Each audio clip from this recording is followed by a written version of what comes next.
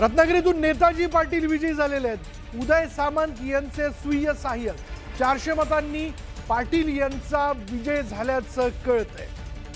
तर पुढची आकडेवारी आपण आता बघूयात। उदय सामंतांचे स्वीय सहाय्यक हे 400 मतांनी विजयी झालेले आपण बघतोय। पुन्हा जाऊयात आपण ट्रॅक्टर मधून काय आकडेवारी समोर येते ते देखील आपल्याला पाहायचंय। विशाल, तुमचा ट्रॅक्टर काय सांगतोय? अगदी या क्षणाची आकडेवारी, या क्षणाचा अपडेट। साताऱ्यात शंभूराज देसाईंच्या तिन्ही उमेदवारांचा विजय झालेला आहे। शंभूराज देसाई यांनी आपला बालेकिल्ला राखलाय। शंभूराज देसाईंच्या उमेदवारांचा तारळे गटातून विजय झाल्याचं कळतंय। पंचायत समिती गणातून सविता पवार विजय झालेले आहेत। आणखी 2 उमेदवार देखील त्यांचे विजय झालेले आहेत। साताऱ्यामध्ये शंभूराज देसाईंनी जोरदार प्रचार केलेला होता।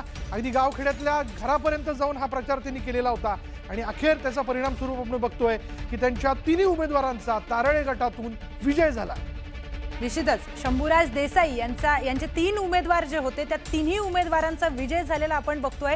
कार्यकर्त्यांची निवडणूक असली तरी कार्यकर्त्यांचे जे नेत्यांचे कार्यकर्ते आहेत किंवा नेत्यांचे नातेवाईक आहेत ते देखील विजयी झालेले दिसतात।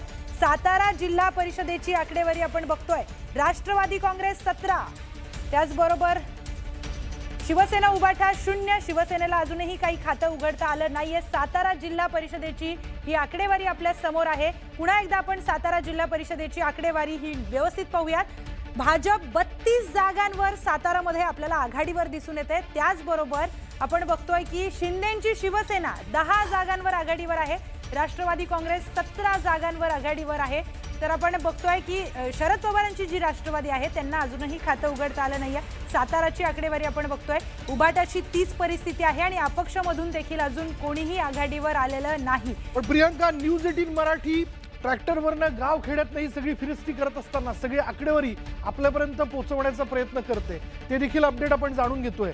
खरं तर ते देखील आपण जाणून घेऊयात। आपण जर पाहिलं तर संभाजीनगरात माजी आमदार वाकचौरेंना मोठा धक्का बसलेला आहे। संभाजीनगरात तशी लढत जर पाहिली तर शिवसेना भाजप विरुद्ध इतर पक्ष अशीच होती। माजी आमदार वाकचौरेंच्या पत्नी या पिछाडीवरती असल्याचं कळतंय। शिवसेनेच्या राधिका जगताप या आघाडीवरती आहेत, त्यांनी त्यांची आघाडी कायम ठेवलेली आहे।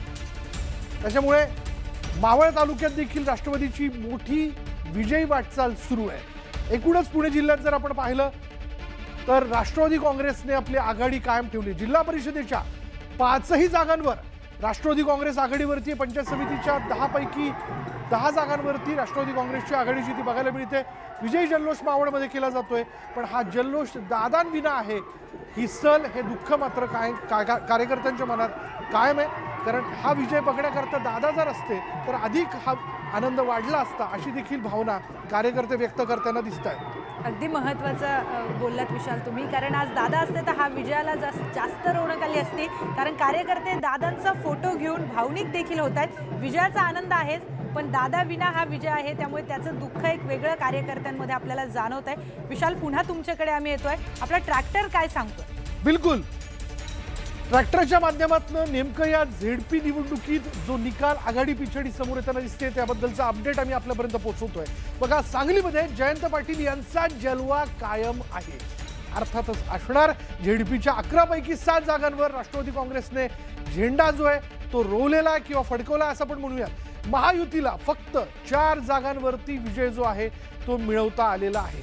ज्या जयंत पाटलांवरती आपण जर पाहिलं तर भर सभेत टीका करण्यात आली आणि ही टीका होत असताना जयंत पाटील हे लवकरच भाजपमध्ये येतील असा देखील दावा जो होता तो नेत्यांकडून करण्यात आलेला होता।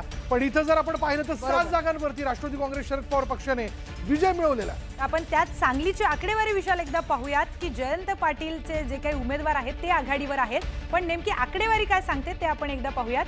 तर भाजप आहे 16 जागांवर आघाडीवर, त्याचबरोबर शिंदेंची शिवसेना 4, राष्ट्रवादी काँग्रेस 5, तर शरद पवारांची राष्ट्रवादी 11 जागांवर आघाडीवर आहे।